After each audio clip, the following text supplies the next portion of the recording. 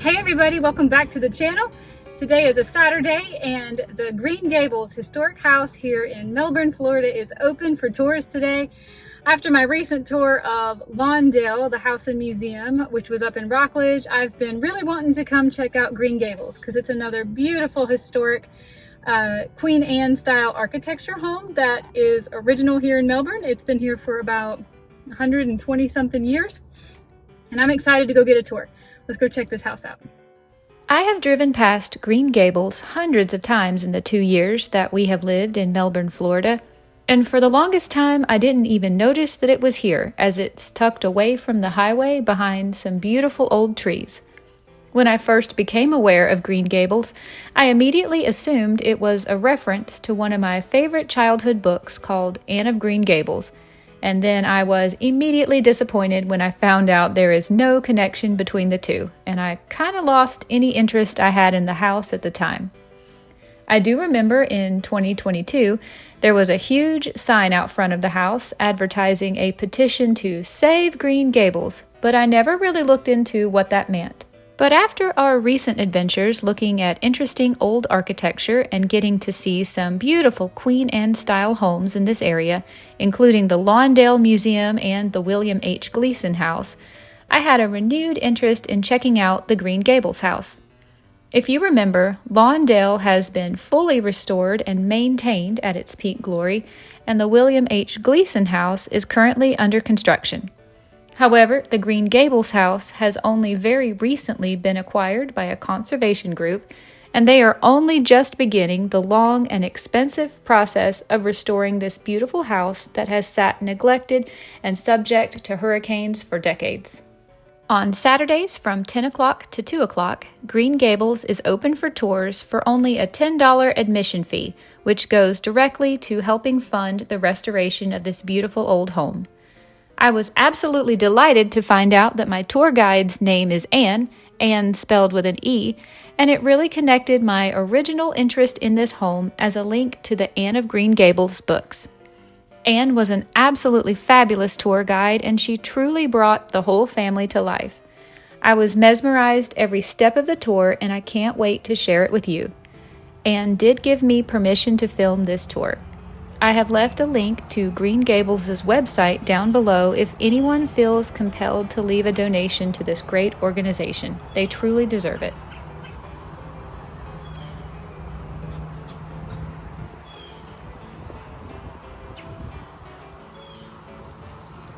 So let's give you a little bit more out here. So let's actually come out to the river.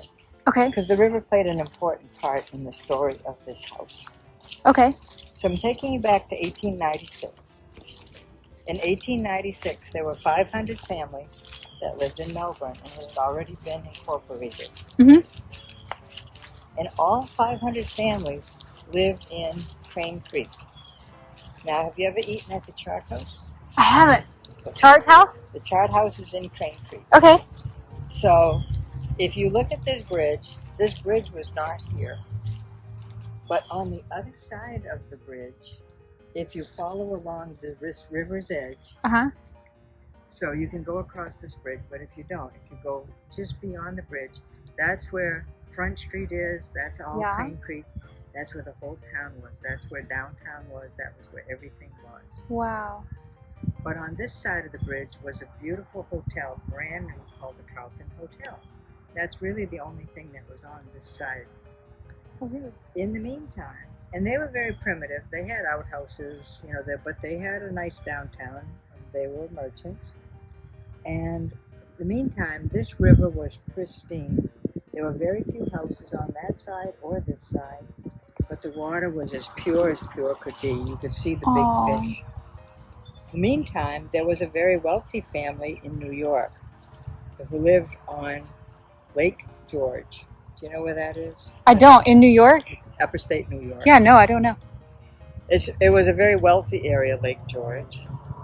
And there was a family that was so rich, they bought their own private island called Crown Island. In New York? In New York, on Lake George. They built a house 4 times bigger than this house. Wow. And they had all moved in, and the winter came. And she got pneumonia. doctor says, you can't stay here, you got to go south. Oh no. So they'd never been to Florida, but they had these 3 teenagers and big trunks. They got on a train and they beeline for Florida. But when they got to Titusville, they got off and they got on a steamboat. Now they're coming down this river in a steamboat. Well, they fell in love with this river. Imagine living on an island. They had yachts. Yeah. They did yacht racing and fishing. They loved, their whole life was the water. And he just, oh my gosh, this is so beautiful. I'm kind of in love with the river too. I like it better than the ocean. It's very special, and we get a lot of sea life here. We get a lot of bird life because we're pretty much the only green space because of all the condos and all the concrete. So they arrive at the Carlton Hotel, and a day turns into a week, turns into a month, turns into 3 months, and they just fell in love with this area. So he buys 125 acres. Wow. So this whole side of the river, all the way up past, you know where Holmes Hospital is? Yeah. Past Holmes Hospital. It's that way. Right where this light is. As far as you can see, 125 acres, and the only thing on it is a little dirt road called US 1. That's the only thing on it. Wow. So he says, I'll be back in November. It's now the month of May. 6 months later, he comes back, and there's a house built right here. Brand new, built like a fort, as square can be. Square to the inch, in fact. And so it's sitting right here. And so why so far away from the whole town? Because we are 15 feet above the river. So if you're going to build your house, you build it at the highest point. But because he wanted to often go down to there was no road here. There was just a little pathway on US 1. So he built this beautiful bluff walk. It was this canopied walk that went all the way down to the Carlton Hotel. That way. That way. Well, it's a shame that's not here anymore. No. Well, as people built and bought and built, they didn't want people walking along the river's edge. So they closed it off. It's too But we bad. have beautiful pictures of the bluff walk. The other thing before we go in is see where this little round fence was? This is the site of his artesian well. He had a well dug below the river's depth. So he had fresh water. Wow. And he had a generator. So he had the house built with electricity, the wiring for electricity, even though there was no electric plant in Melbourne until 1926. So 25 years before anybody else, he had electricity to this house. Wow. What happened to the well? Did it just get filled in with time, or? The well is probably still there, but it Liability, maybe? well, we'd have to pay a lot to get it primed and pumped, have a pump going. What happened is this house had electricity right up until the 2004. But when we bought it, our little group, the Save Green Gables, bought it, the fire department said, if you are going to have the public here, you have to have brand new electricity and brand new city water. And it took us 14 years to raise enough money to buy the house. Oh my goodness. So we haven't had any money really to restore it. So we certainly couldn't pay for electricity or plumbing. That's understandable. So, but we're raising money again now that we've bought it and saved it. We were 1 day away from losing this house. So it was meant to be saved. They were going to tear it down? Yeah. Because the house was always in the Wells family. 4th generation owned it. But the 4th generation didn't live here. So they said, well, why are we paying taxes on this house? Let's just sell it. Well, Cumberland Farms offered them $1 million on the spot. For a gas station? Oh my gosh. Tear this down. This would have been That made me sick. Yeah. I'm so glad you guys got it.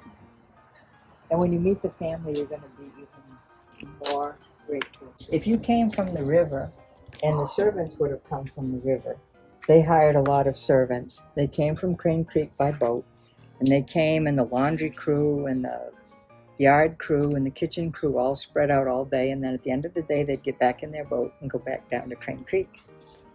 But if you came by boat, you would have come into the back side. And the house begins here.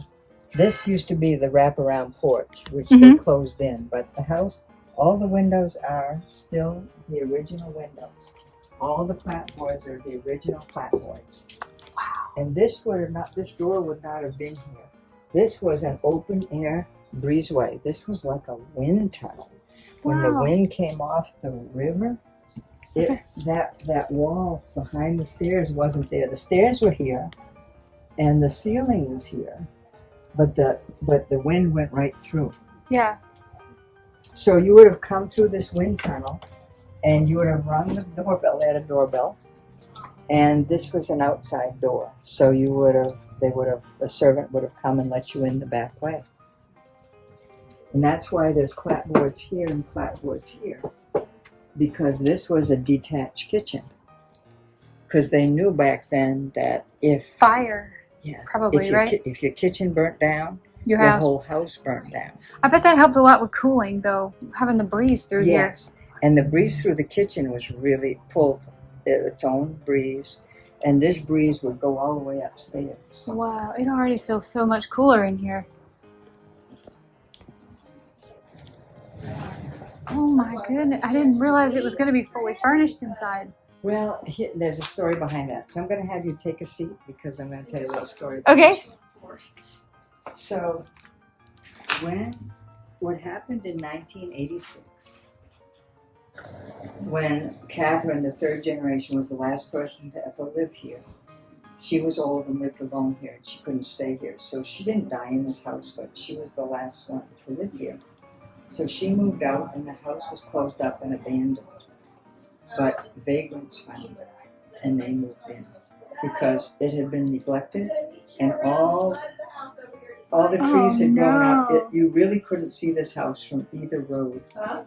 So the vagrant, you couldn't see them, and they broke in. They could have done so much damage, but they didn't, fortunately. I mean, they could have scribbled on, this is the original stenciling. They could have broken this beautiful grill work. They could have, just done a lot of graffiti. Yeah, I got this because it was 100% cotton. But what happened was, before we bought it, the family said, we think we're going to sell it to Cumberland Farms. So they took everything out, every piece of furniture, all the chandeliers, every doorknob was all gone. So it was empty when we bought it. So now we are open as a museum, but we had to board all the windows and we had no furniture. So how are we going to invite people to this museum? So what happened was, as people heard that we were taking furniture, they would see a piece like this or a piece like this or this couch or a chair, and they would call in their kids and said, who would like this in their family? Yeah. And because it would belong to grandma. It's been in our family for 125 years. You know what the kids say? We don't want it. They don't want it. They've been to IKEA, they got their great furniture, and they said, this doesn't fit. So they brought it to us. So every piece of furniture, with very few exceptions, belonged to the Wells family. So there's a few that belong to the Wells family, but everything else was people that brought it. Oh, still period, like. We'll only take period correct. So I don't care how beautiful your 1950 set is. We won't take that. It has to be between 1890 and 1910. So we were able to have it furnished. So as we bring people in, there's one thing that makes us very different from most places is not only can you sit in our chairs, but you can touch things. And so when kids come, especially, they love touching things. So it's really fun for them to come here. Has anything ever gotten broken? Letting kids touch things? No, actually, I don't know of anything that the kids have touched. I mean, things have gotten broken, but it wasn't actually because of kids. Sometimes they get a little bit rough on the piano. They get excited and they don't know how to pump the player piano. But is this the original floor? This is the original floor. So 127 years of traffic have gone through this floor. Wow. What makes this floor very special is this. It comes from a tree that only grows in Merritt Island. It's called Merritt Island pine. and it has two qualities. It's got hardwood and it's termite resistant. So Wow. when people found out that it's hardwood and it's termite resistant, it was so sought after that they cut down every single tree, and it doesn't exist anymore. So Oh no. all the floors that were built in that time, it was all the wood was brought to the Titusville sawmill, and it was all used for flooring, and then Oh, it no. can't be gotten. So that's kind of sad. I heard about the Merritt Island pine.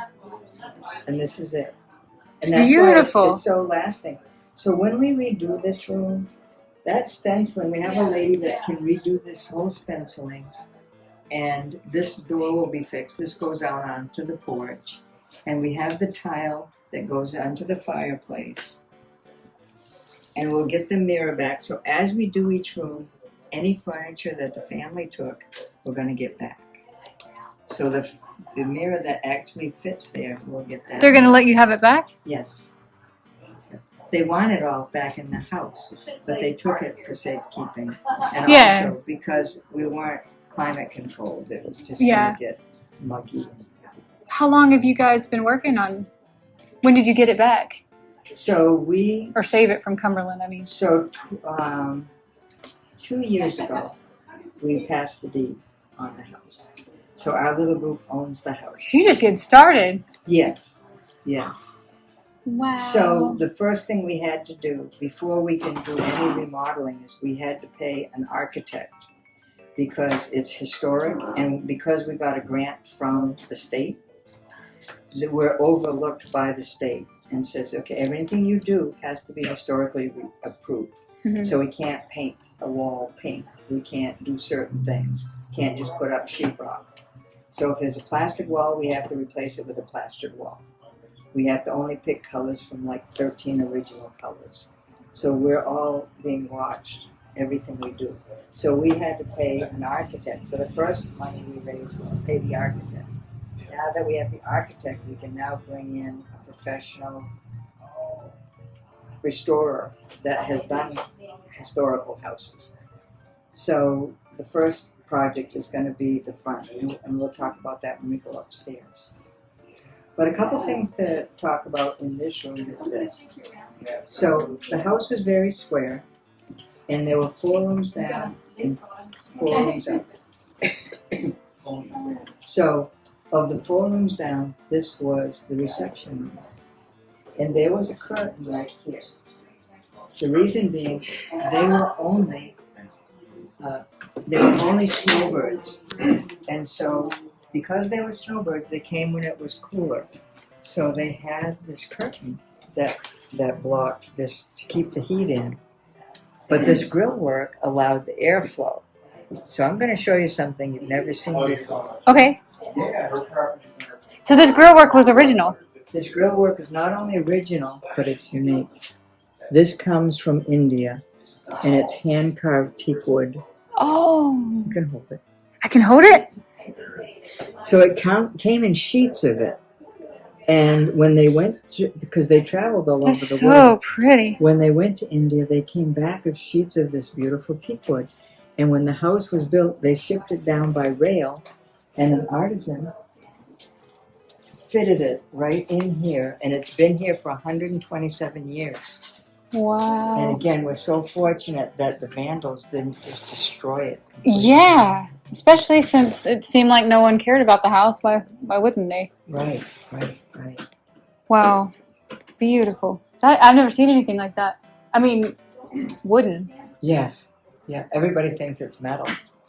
I did. I just assumed it was. I saw that it was like bowed a little bit, but I just thought, well, metal. Yeah. That's amazing. So I talk most of my talk about the family and everything is in that room, but because we've got a tour ahead of us, we're going to go into the living room and talk about this. Okay. If you look at that wall, this wall comes up along this. I see. Yeah. So when the house was original, it had 2 windows like this, right here, and this mantle and everything was kitty corner, just like that's kitty corner. So when they decided that they needed more room, they tore down this, what I call a fortress wall, because this house was built like a fortress.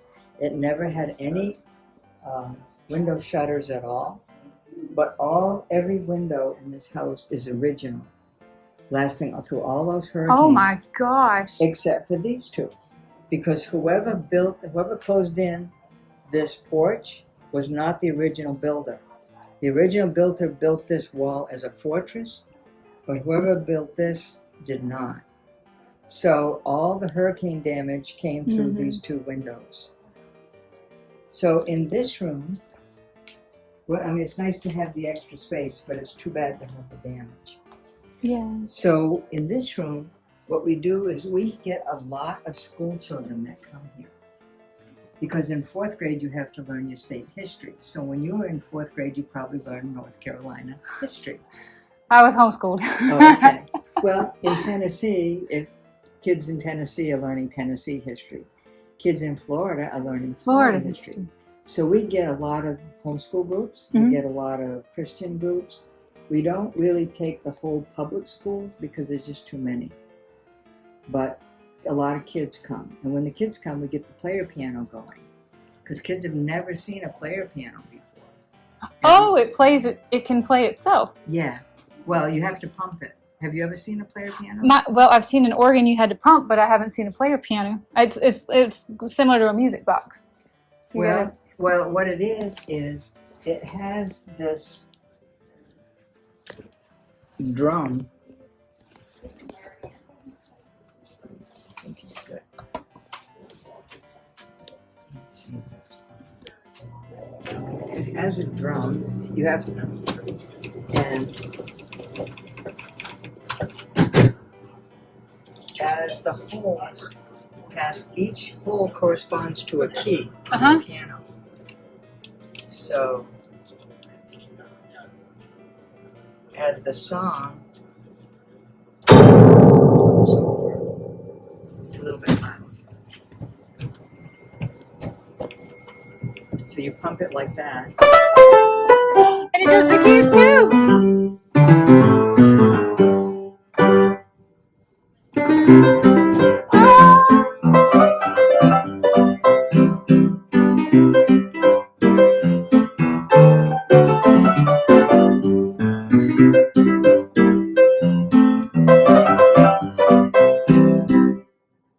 Can you make it go faster or slower depending on depending on how fast you pedal? Wow. Yeah. Wow, that is cool. Is this okay? So is this songs then? Every roll is a song, and we have even more. We still have our. Some of these songs aren't period specific. Yes. The Entertainer.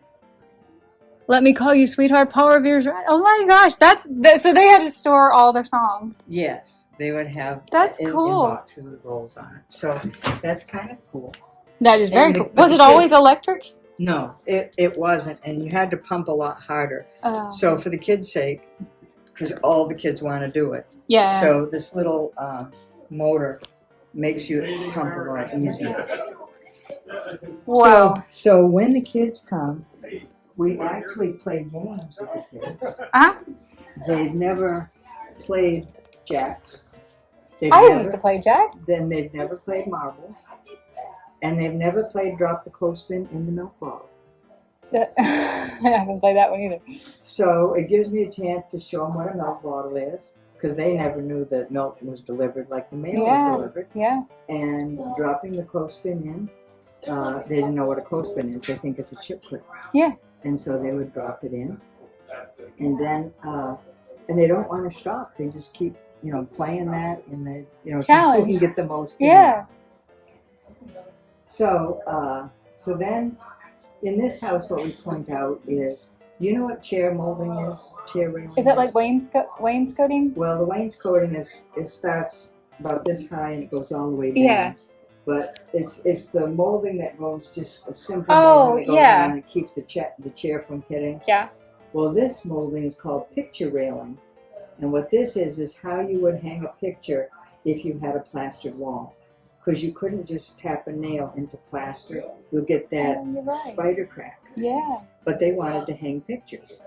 So they would put up this molding, you'll see it in every room, and they'd put this little hook and chain, and that's how they would hang their pictures. I never knew that. I never thought about how you would hang pictures on a plaster wall. Now we have some nice pictures to look at in this room. This is Nora as a young woman. This is Nora as an older woman. This is William, her husband. And this is them on Crown Island. They had a house 4 times bigger than this house on Crown Island. Wow. What was their industry? You're going to learn about that when you meet them. Okay, don't mean to jump ahead. Yeah. And so some of these pictures you're going to see in the other room, so we'll not do that. Okay. So, Wow. okay. This stairway was used by the family only. When we came in the back door, there was a stairway there. Yeah. That would have been used by the servants in the house. So he actually gave her that. It's a beautiful stairway. It is. It is. Is that the same wood? It is the same wood. And also the mantle was that dark wood too. Oh, it got painted at some point? It got painted at some point. We haven't decided if we're going to scrape that paint or just keep that crackle look. So It's pretty. Okay. So if you had been one of the ladies of the town when you said, I'm here to visit Nora, you would have been ushered into the ladies' parlor. Now remember, at that time the house was square, so it ended here. There's a wall, yeah. So what happened was Nora was not happy with a square house, but nobody in Melbourne knew how to build a fancy house. They knew how to build square and rectangle, so square is what they got. So it took 5 years, but at the end of 5 years, it went from this.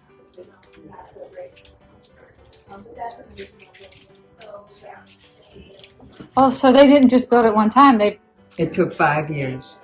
So what happened is they would bring an architect from New York, and he would stay at the Carlton Hotel. And what he would do, this was the house they came back to. And you can see it had that wraparound porch, which they eventually closed in. And this is the riverside, and this is the yard was very, very barren. Ladies of the town would have been ushered into the ladies' parlor. And at the time that she first came back, it was a very square house. She didn't want a square house, but that's all they knew how to build, square and rectangle. So the only thing on this side of 192, you're from Melbourne, right? Was one hotel called the Carlton Hotel. There was no other buildings on this. And William and Nora Wells came from New York because she got pneumonia. And they came down and they fell off. No, you can sit in any of our chairs. There was a house here, and it was very square. Any pictures of the original house? This is what they saw. This was the very first picture. So they left in 1896, and they came back in November of 1896. So this was taken like 2 months after they came back. Okay. And the land was very barren. So she really wanted a Queen Anne style house. So they brought an architect from New York. And over 5 years, the first thing he did was they added this bow that was sitting in here. Yeah. And they added a bigger bow in the kitchen. Right. So that was the first year. The second year, So what distinguishes Queen Anne architecture from other architecture? It's this tower. The Queen Anne has this tower. Has a tower. Yeah. So in other words, if I look at a house and I see a tower like this, I'm assuming that it's a Queen Queen Anne. Anne architecture. Yeah, because you can have Victorian, but it wouldn't necessarily have the tower. I got it. Okay. So now we have this bow, the kitchen bow. Then the next year, they added the tower. That was the very next thing, but not the octagon porch. It was still a wraparound porch. Right. So then they added the octagon porch. You can see it here and here. Yeah. And the last thing that they added was the bow above us. So this is Nora's bedroom above us. So now she has a bow in her bedroom. So it took 5 years, but now they have this beautiful octagon porch. And what did they do for a living? We're going to get to that in just a minute. Okay. I already asked that too. Well, feel free. Yeah. I'm sorry, your name again? I'm Julie. Julie, Yeah. right? Good name. You can ask lots of questions. Do you but- like your name? I always thought I was named after Julie Andrews. Well, maybe. I liked my name until I found out I wasn't named after Julie Andrews. Well, but you know what? I sort of sense a little look-alike. Oh, thank you. That's very complimentary. Can you sing? I'm not flirting, okay? Can I sing? You don't want me to. So, now, if you were one of the ladies of the town, what would you have been talking about? Well, Mrs. Wells had 3 teenagers. She went to college. William went to college. By golly, her kids were going to go to college. She had not planned on living in Melbourne, Florida, which she had never heard of. And here she gets plunked with 3 teenagers. She says, William, there's no high school in Melbourne or anywhere nearby. And these kids were going to be here from November to May. Very first thing William does, right on US 1, almost across from the ice plant, he builds the first high school in Melbourne. Pays for it, pays for the teacher. All of a sudden, all the kids in Melbourne are going to high school. Unheard of. Well, Wow. what I hear with what you're saying to me, because I love American history, okay, is that was a time in America where people like that did those kind of things. Oh, yes. You don't see that today. But they were very generous. And one of the People reasons... from that area that were successful did those kind of things. Yes. And Made their that's- community a better place. Yeah. Well, And so you're going to hear about their contributions and why it was so important to save this house. We came within a day of this house being torn down because no one had lived in it from 1986 to 2008. And that's when the family says, we don't live near here, let's sell it. Cumberland Farms put $1 million offer. They were about to accept it. They took all the furniture out. And John Daly came along and said, wait a minute, this is a historic home. Give us time to save it. And they did. They granted us 10 years. Ended up taking us 14 years, but the family was gracious and said, we want to save the house. Can you imagine what this house is really worth? And they were just going to give them $1 million to this floor. You'll never find this again. This will No. never exist again. It's This is that gone. It's Merritt Island pine. I feel like the flooring alone is worth $1 million. Can you imagine? So the next thing, the ladies would have been talking. So now the kids weren't going to high school. She was happy. Her passion was reading. She brought all the latest books, hot off the press, and she put them up in the trunk room. And the ladies would go up in the trunk room and they read all of the latest books, of which Anne of Green Gables would have been one of the latest books. Yay! And all the ladies would meet in here and they would have a book club. So her passion was reading. And thirdly, she said, and so after a while, she said, William, we need a library. So Mr. Wells donated some of his 125 acres. They built the first library in Melbourne and stocked it and everything. So Nora was into education, literacy, and culture. She says, William, there's nothing to do in Melbourne. She grew up in New York City. She went to the operas, everything high society had to offer. She never expected to live in Melbourne, Florida, half of the year. They were Melbourne's most famous snowbirds of all time, and nobody even had heard of them. That's why saving this house to tell their story was so important. So those were the 3 things that Nora cared about. So let's meet her. The whole selection board. This isn't a great picture, but you'll see better pictures going forward. This is Nora Stanford. Oh, I got it. Nora Stanford grew up in New York City because her father, Charles, was the senator of New York. So we're talking Wow. high society. Yeah. When your father's a senator, she lived in a mansion and she grew up doing all things high society does. So that's where she's coming from. All this culture. And she says, William, there's nothing to do. So he builds an auditorium and it seats 1,000 people. And before I get to that, let me just tell you a little bit more. No, let me get to that. You sure? I do. So this is what it looks like. He builds this wooden auditorium because the high school was wooden, the library was wooden, and this auditorium is wooden. I hope you don't mind. And it seats 1,000 people. That's the auditorium right there. Yeah, and it's Wow. more like an amphitheater. And for 20 years, he brought this group called the Chautauqua Group. There's a place in New York called Chautauqua, New York. And this group, they were a traveling group, and they did this variety show. And they would go all through New York performing their show, and it would change every year. But when winter came, William paid for them to come and stay at the Carlton Hotel and perform in his auditorium all the things that they were doing in New York City. Wow. Yeah, and he did that for 20 years. Wow. Now, those are the three things. That's an American. Yeah. So here's one great point remaining. So of the 125 acres he bought, he subdivided a lot of his land while he was living. But 3 years before he died, there was a block of 30 acres, the choice block, and that block is located across from Holmes Regional Hospital. Did you ever notice that big pond with the fountains and the ducks? Yeah. He owned that land. That was part of his estate. And what he did with it, he gave that 30 acres to the city of Melbourne 3 years in 1927, just before he died. And what did they do with that? They put the Melbourne Fee Avenue Library and the Melbourne Auditorium and that beautiful park, and that 30 acres is called Wells Park.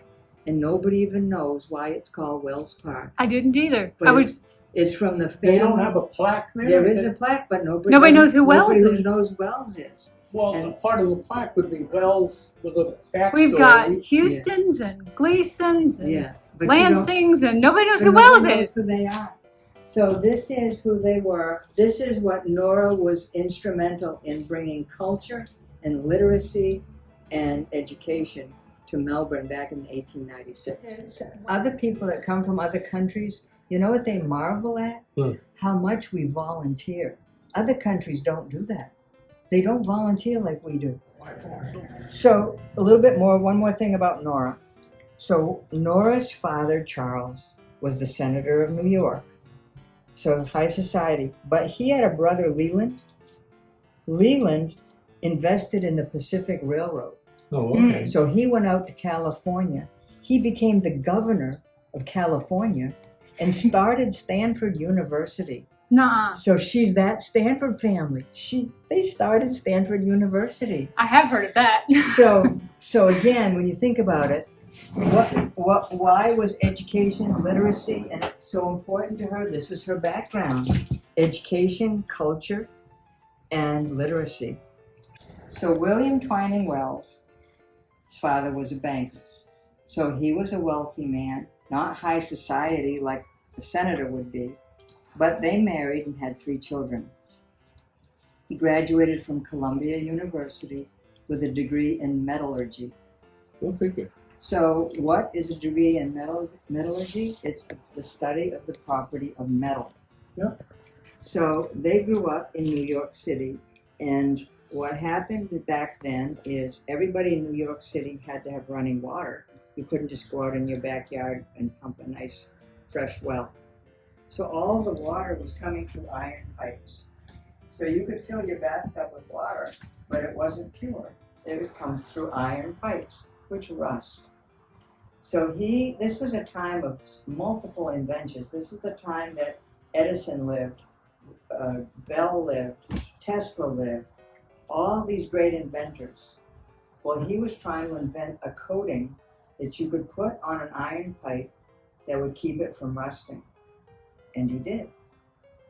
So he designed what's called a black oxide coating, and we have his pattern. And he put an ad in the paper that said, "Pure water from rustless pipes." Well, who do you think wants pure water?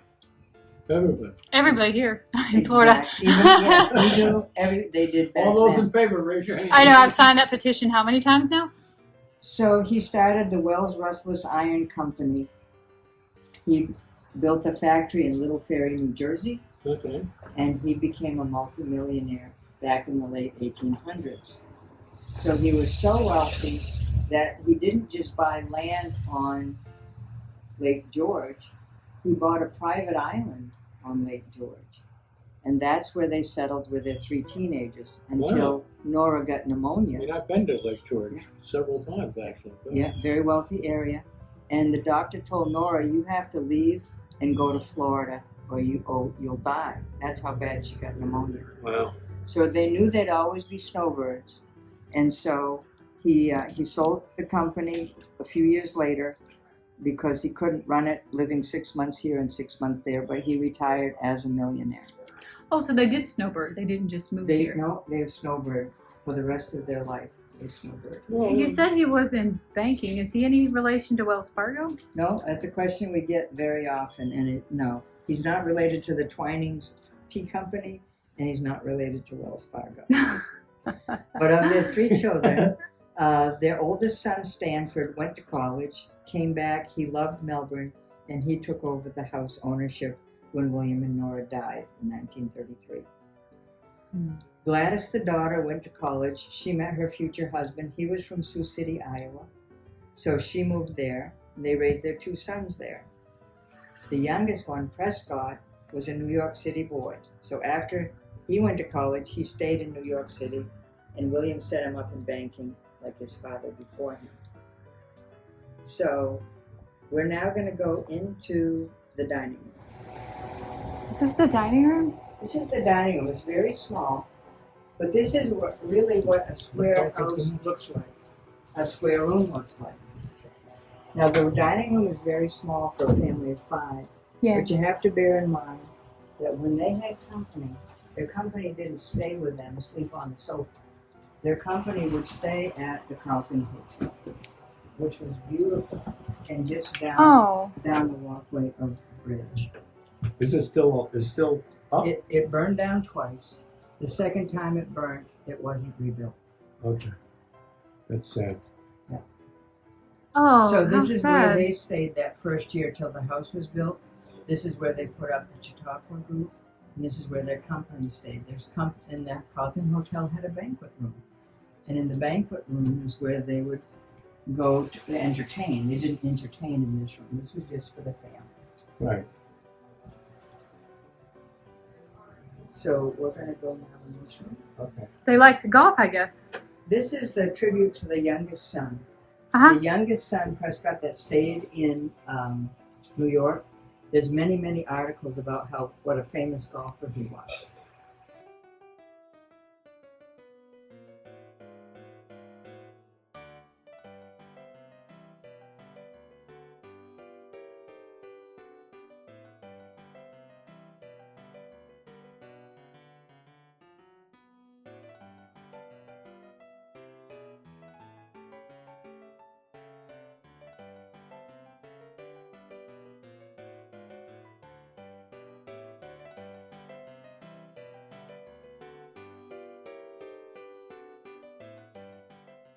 So this room also at one time was square. You can see this beam here. Right.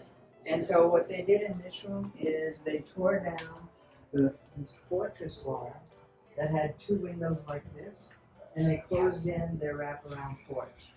Turned out to be a really bad idea because whoever built this fortress wall did a good job, but whoever closed in the porch did a very poor construction job.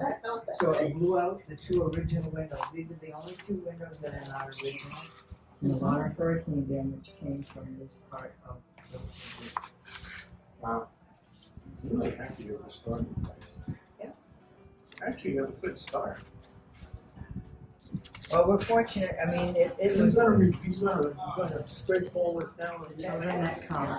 And what we do is we have a lot of things. We make a list of things that are in the house. Uh-huh. For example, this is an actual wedding picture of the Wells.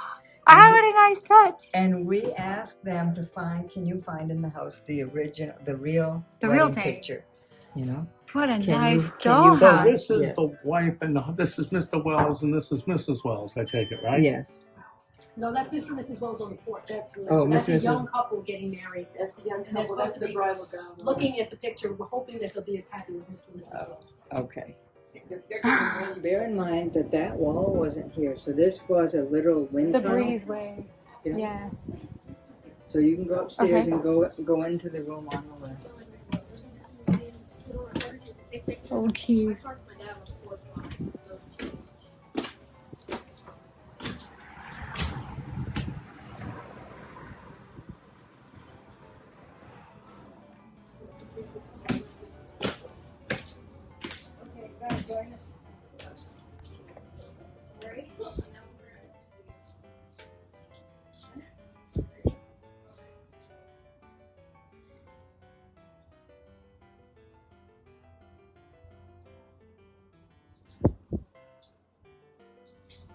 Wow. I have a, I'm so glad for it. It's hard to do this with my left hand though.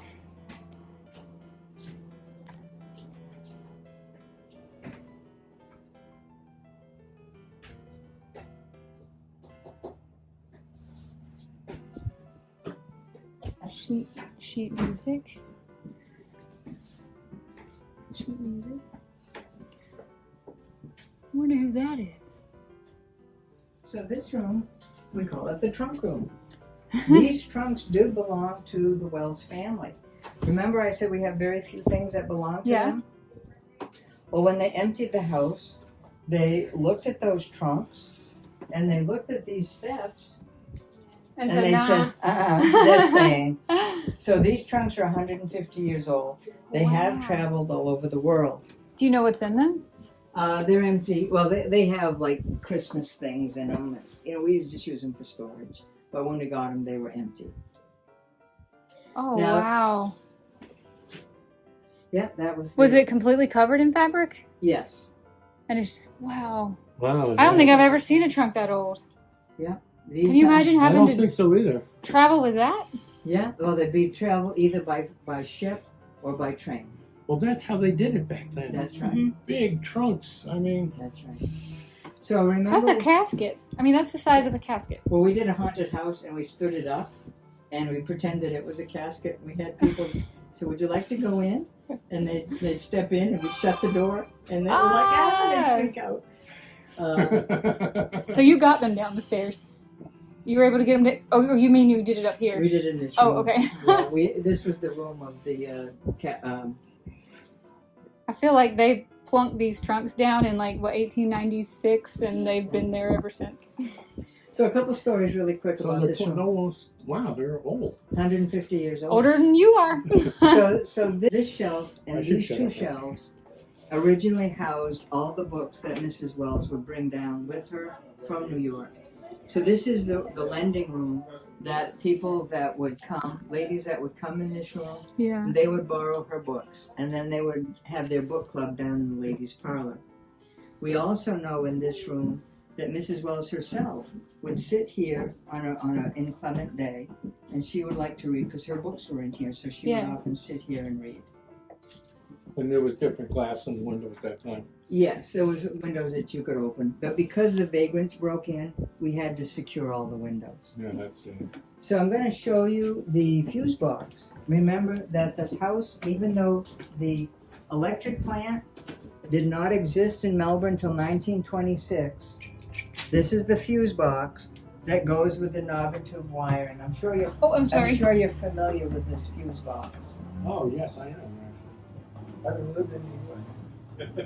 Any house built before 1940 all had the same wiring and the same glass fuses. So It's I'm not gonna easy to find these kind of fuse boxes anymore. right. We'll always keep that, even though the house was rewired 2 times more. The second time it was rewired, it had the 2-prong plug, and the last time it was rewired, it had the 3-prong plug. But because we're open to the public, the fire department said we have to have all brand new wiring, so we have no electricity until we get that done. Wow. Now, this was a breezeway, so this wall didn't exist, that wall didn't exist, so all the nice breeze came through here. Oh. And since there was no wall here, what there was a block and tackle pulley system that you would hoist up the trunks and bring them in this way. But they didn't know that because this was all boarded up. So that's how they got them up here. That's how they got them up here. Now this was the very first bathroom ever built in Melbourne. Indoors. Indoors. Because all the people that lived down in Crane Creek, they didn't even know you could have an indoor bathroom. So they were kind of shocked when they heard that Green Gables was going to have an indoor bathroom. So fancy. Yeah. So Mr. Wells, his tub was here, and he was a tall man, so the tub filled this whole area. And the family owns the tub, but we're going to get it back. Now this room will go quick. This is not plaster. This is beadboard. So this needs to be scraped and painted, and this old linoleum pulled up, and the wooden floor fixed and stained. Is this original, or do you know? Tile is from 1940s. Okay. It's still pretty. Below that is the wood that was the original wood. But I'll tell you a cute story about these windows. So Mr. Wells, remember how he chose this area because he loved the water. So these square windows, he told the builder, when you put the windows in, if you put them in like a diamond, when I'm sitting in the tub, I'm going to get my best view of the river. And it's true. When you're sitting there, look how nice that view is from the river. You can't even tell you have neighbors. So what also we found out is when you're coming down the river and you spot these diamond-shaped windows, you could tell right away that that's the Wells house, that's Green Gables. They did not like squares, did they? Squares and rectangles. No, that's right. They avoided squares and rectangles.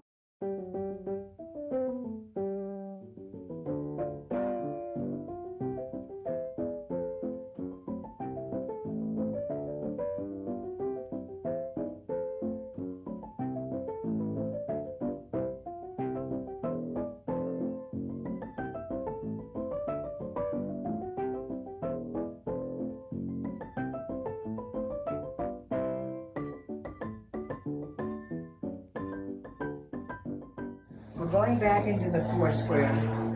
In the Foursquare upstairs were always 4 bedrooms. But rather than put 4 beds in 4 rooms, we started getting donations of children's toys. So we decided to make a children's playroom. Now this room was never a children's playroom. This was Gladys's room. Gladys, their only daughter. And so she had a little single bed here. You could see the place where the oval shape of her rug was. Yeah. This is one of the few rooms that doesn't have a closet. So she would have had an armoire here. Right. Nobody donated an armoire, but we have this beautiful secretary built in the 1860s. And so this gives us a great way to display books from that period. Well, to your credit, you're doing a lot of great work. Thank you. I can't wait to see it when it's renovated. I mean, really. Yeah. Yeah, this is a good time to come because we took all our time to buy it, and now we've raised enough money to pay for the architect. Now we can actually start restoring it. Right. Exactly. And I remember manners.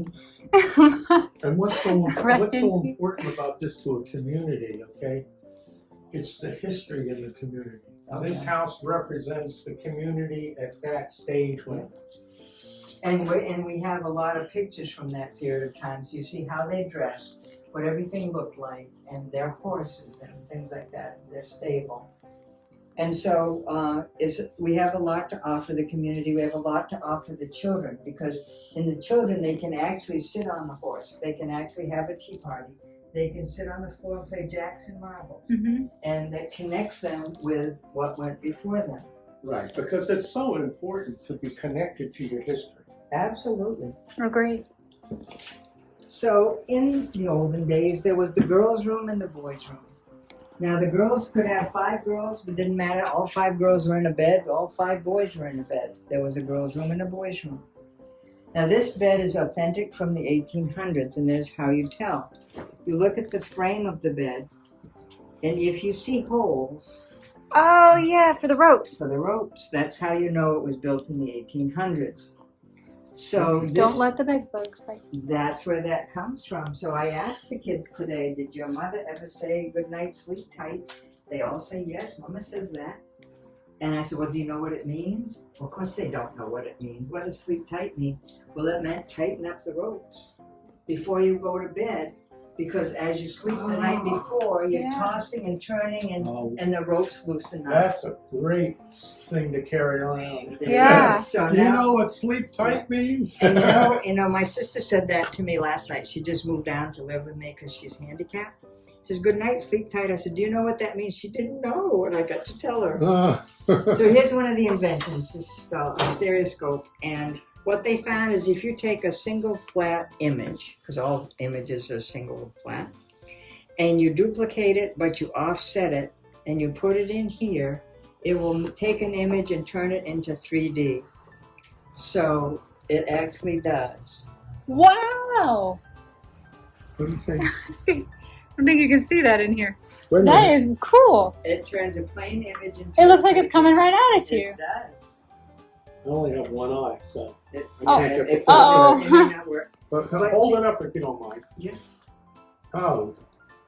And move it Did they invent one this? to this. Oh, there you go. Because I want your face, you know. Okay. So Thank you. these were very popular. So when I grew up, we had the Viewmaster, the wheel. Yeah, that I slide. Yeah, I that. remember those. So what they ended up doing is they would sell a whole kit. So you could buy all of Paris, all of London, all of Greece, or historic figures. And the kids loved learning because it was 3D, just like we like the little Viewmaster. Now in a wealthy home, the wife actually had her own bedroom. So this was Nora's room. We're going to go in here next. Go ahead. After you. Right. Oh, it's seen better days, hasn't it? Yeah, well, there's a bad story that goes with this room. So, this room, again, used to be square. Remember sitting in the parlor, sitting in that bow? Well, before they added the bow, you can see the beam where the room was very square and very small. And how much this bow added. There you go. Well, as long as Nora and William owned the house was kept in perfect condition. But then after they died, and they're buried in New York, Stanford and Pearl and their 3 daughters lived in this house. This was Pearl's room. Pearl said to Stanford, I'd like to have a little sunroom added on. So this is what the house looked like. There was 2 windows. This was the fortress wall. Mm-hmm. Right. Nothing should be touched. Just like the living room, fortress wall, Right. gone, damaged. Fortress wall, 2 windows right there, 2 windows, and this cute little jut. The cute little jut was a doorway that opened up into the upper balcony. And that's So not Pearl- there Right anymore. there. So Pearl said, let's take these windows and build a little sunroom up on. So they messed with the fortress wall, built a very shoddy little house, little room, and all completely damaged and wrecked. And all that damage from the hurricane came over here, Oh, which no. never would have happened If they had. if they hadn't messed with the fortress wall. So now we have to tear down this whole part, put the windows back, the cute little jut will come out, and it will be restored. So does this still exist? Well, you can see one wall of that jut is right there. I got it. Okay. Yeah. Oh, so I got it. Okay. So one wall of that jut is there, and this entranceway over here was to go out to the walkway. What Oh, so a there's a shame. good- oh, that's a door over there. That was the door to go out through this jut to come out to the porch. And these windows, What's behind your curtain? it was when they, you don't even want to open that. It's another curtain. There's a curtain behind the curtain. Yeah. It's That's good enough for me. It's another room that has to be torn down. Torn off. So this whole front has to be torn down, and this will so it will look like this again. It doesn't Okay. look like this now because they changed the whole front. What a of the shame. house. I'm So- sure they thought it was a brilliant idea. I'm sure at the time they never imagined that the work would not last because the house lasted so well. They thought anything. Because you people build. from Florida built it. Well, I mean, I know they got their architecture, but you know, these fortress walls are important. Yes, the fortress walls were more important than they realized. I know. So now we're going to go inside the Beautiful. tower, Oh, okay. But turrets. the turret. And Stanford's room, William's room, which is later became Stanford's room. So William had the tower room, this big, beautiful room. So a lot of damage came into this room too. We're inside the tower. Oh, And gosh. one of the bad things that happened in this room was Stanford made another bad decision. Is that the Stanford? I'm sorry, Stanford the was the oldest son that went to California. It started at Stanford University. No, Stanford was their oldest son. Oldest. I'm sorry. Leland was the uncle that started Stanford University. Gotcha, That okay. was their last name. Leland Stanford, Charles Stanford, Gotcha. Nora Stanford. So they named their oldest son Stanford, and now he's living in this room. Pearl is in that room. It now came time to replace the beautiful wooden floor on the front porch. It was 80 years old and it needed to be replaced. So you would think you'd put another wooden floor down. Well, Stanford didn't do that. He said it would be cheaper to just pour concrete. He poured a concrete slab this thick over the wooden floor. Oh, that's a crime. It's a crime because it was never meant to hold that much weight. Stanford wasn't that bright. So what was happening? He didn't go to Stanford, remember? So this slant down here Uh-huh. is all being caused by the front is being pulled away from the front of the house. So the whole front porch and the whole octagon porch has to come down and be rebuilt. So that's the next project. Wow. And we have to have enough money to do that because you can't just tear down half of the front of the porch. Oh No, my exactly. God. But while we're in here, we're going to talk just a couple things really quick. So when we redo this room, it's going to not look like a brand new room, but at least all the cracks will be gone.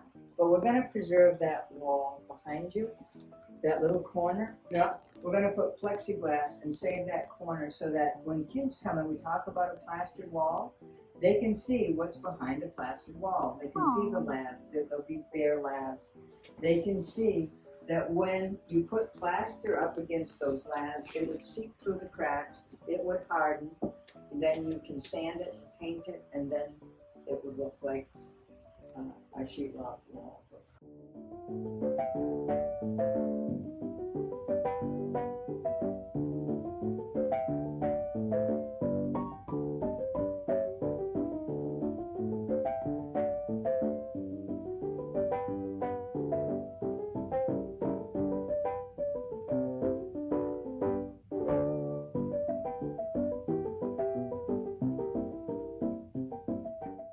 So the last thing I want to say is that William Wells was the only person to ever die at Green Gables. He died in this very room, not this bed. This is not his furniture. But the family has his furniture, and they said, I don't know where you got this, but this is very similar. He had a backboard that looked very similar to that. It was a dark wood. It was marble top furniture. But he did die in this room. He and Nora are buried in New York. And Stanford and Pearl are buried right around the corner on the Hibiscus Cemetery. So what did he die of? He died in his 70s. I think he had some just medical issues. He said that supposed you to die. Yeah, well, I don't know. It could have been one of Anyway, many. I thought maybe there was an answer to it, but anyway. It wasn't in her diary. We have her diary, and she didn't say in her diary what he died. So he died first and she died. She died 3 years later. She actually died in Sioux City, Iowa, while she was visiting her daughter. We're gonna go down, turn to the right. I don't Okay, like going sorry. down I'm just these like, stairs. They only have one banister and they're very steep. wow. So what family is left? Oh, is it grandchildren that are still alive, or? Oh yeah, there's the fourth generation is who we dealt with, but there's many from the fifth generation as well. But we only dealt with the fourth generation because So they do- made the So do decision. they have any Yeah. understanding of what this house represents to the community? They do now. They didn't when we first approached them, but they really Were they do. hard to win over? One was really on our side from the get-go, and he was the one that persuaded all the others. Good. I'm glad you got your claws in him, because Wouldn't that have been something? This is just too incredible Yes. to have been turned into a Cumberland. Yes. I know, and never to tell their story. So what's nice about this kitchen is 3 generations of women lived in this house, and none of the women ever remodeled the kitchen. This is the original kitchen. Do you think maybe they had servants to do it for them and they just didn't care? Only the first Oh. generation had servants. That's surprising. Yeah, that's usually the first I thing. live with a woman that's changing everything every day. That's usually what women like to do. They like out with the old. How many times? It took them 5 years to get the outside looking like they wanted it to, and they didn't care about the kitchen? People have us build a cabinet and put it to a wall, and then a month later come back and says, "Oh, we have to move it." Yeah. Like, what? So a lot of women. You know what that costs? So the only thing that we have to do in this room is this room won't be expensive to do because these are not plastered walls. These are outside walls. So we just need to get, we're hoping that somebody will take this project on, maybe a ladies group or something, because all it needs is to pay for a professional to come in and take the paint off because it's probably got lead in it. Right. Oh, So yeah. if we can get all the lead taken out, we have a volunteer that will repaint this room. We have to pick from 13 of the original colors, but we think we're going to go with a pretty yellow of that time. And then we just have to restain the floor, and this room will look great again. This floor's been a lot of different colors. It was painted at one time. It was painted green. So Well, there was a carpet. You can tell where the carpet Yeah. was.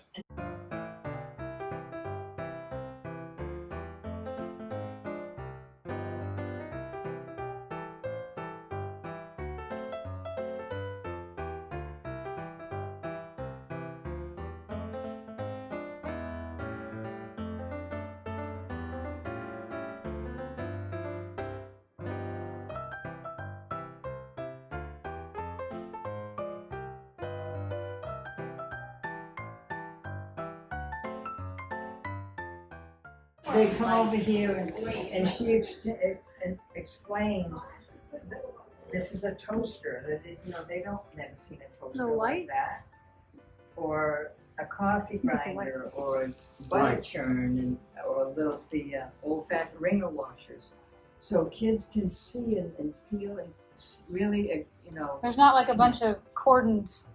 You can I stand here and remember look. we had a wringer washer, and I remember watching my mother wring the clothes. And the other thing that's cute when kids come is I ask them if they know what an ice box is. And they says, of course we know what an ice box is. It's what we put our soda in and we haul it to the beach. Well, see that door? Yes, I know what that That's is. their ice box. So it opened from the outside? It was behind it. There was a door just like it. And then, of course, the box in the middle. And the ice plant is just 3 doors down. Mm-hmm. And he would come down US 1. On US 1, that's where the stable was. He'd come behind the stable, open up the door, and put that big chunk of ice right there. So where did they? Florida isn't exactly known to be cold. No. Before the ice plant went in, they would bring, by train, they would bring ice blocks from the north. It'd be covered in hay. But the ice wasn't just pure water. They added, I think, I wanted to say, yeah, they added, and now you couldn't drink it. They added ammonia or something like that. And it would make the ice more dense. Right, And it would last longer. right. American ingenuity. And they were smart back then. They really were smart. The ice plant is one of the coolest looking buildings down here. I love that. I love it. I love it too.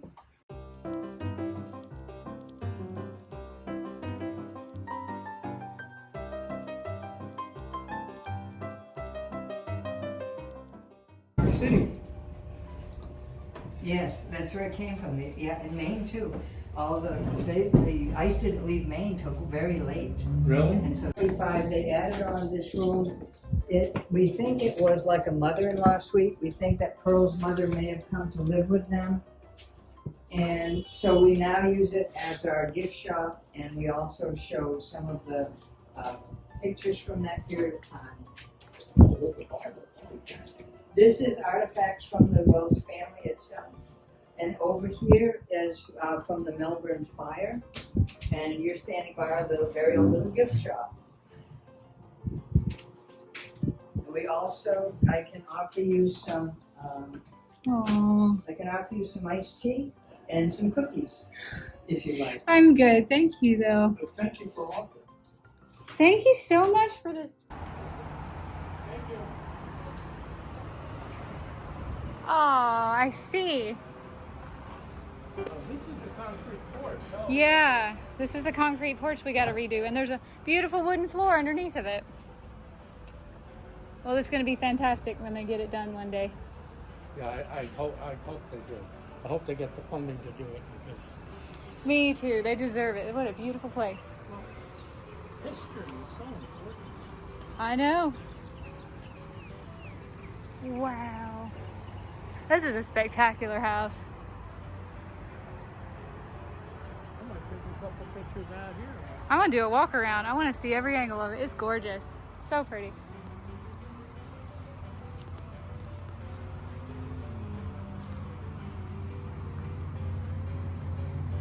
Oh, what a beautiful front porch.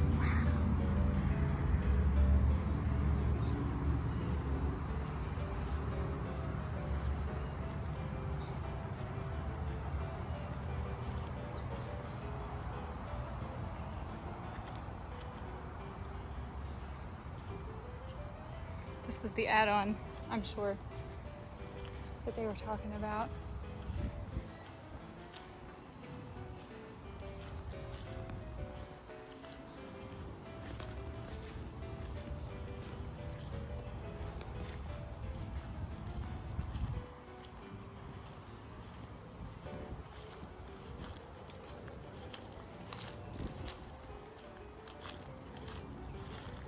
What's your favorite side?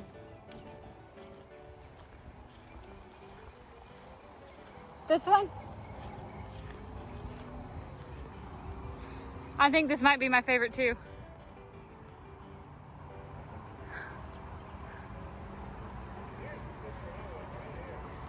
Of the river? Oh.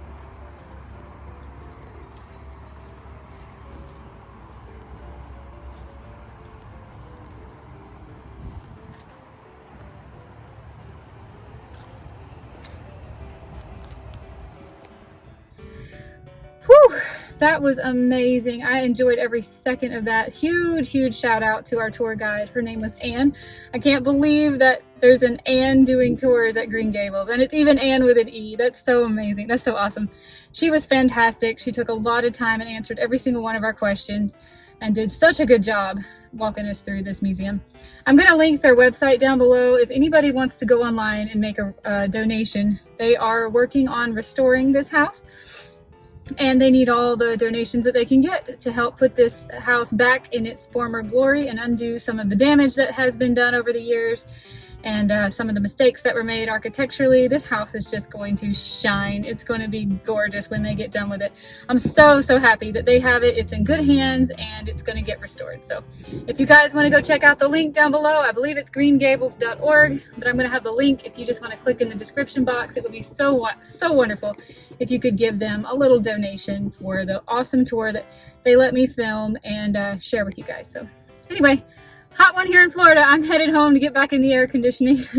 There were fans all over this house and I had a little fan to wave on my face, but we're about to melt here. I enjoyed this video so much. I hope you enjoyed it too. Guys, I'll see you another day in another adventure. Bye everybody.